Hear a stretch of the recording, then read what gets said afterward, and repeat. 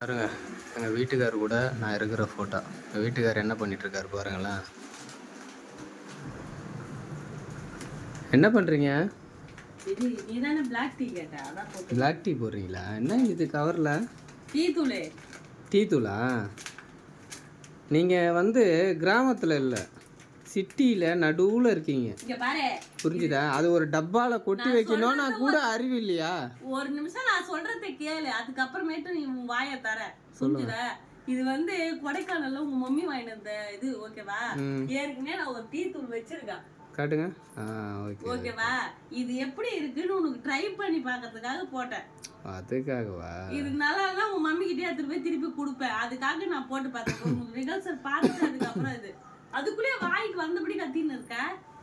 அதனால தான் டப்பாவில் கொட்டலையா? அறிவு அப்போ உங்களுக்கு ஜாஸ்தி தாங்க. நான் கூட யோசிச்சிருக்கேன், என்னடா இவங்க அப்பாவுக்கு ரொம்ப அறிவு இருக்குமே, இவங்களுக்கு அறிவே இல்லையே, ஒரு டவுட்டாகவே இருக்குது அப்படின்ட்டு யோசித்தேன். இப்போ தாங்க எனக்கு புரியுது. மீசை மட்டும் இருந்ததுன்னா அப்படியே உங்கள் டாடி மூஞ்சி மாரியே உங்களுக்கு இருக்கும். ஆமாம், அதுக்கு என்ன பண்ணுறது? எப்பயாவது ஒத்துக்கிட்டீங்களே ஆம்பளான்ட்டு.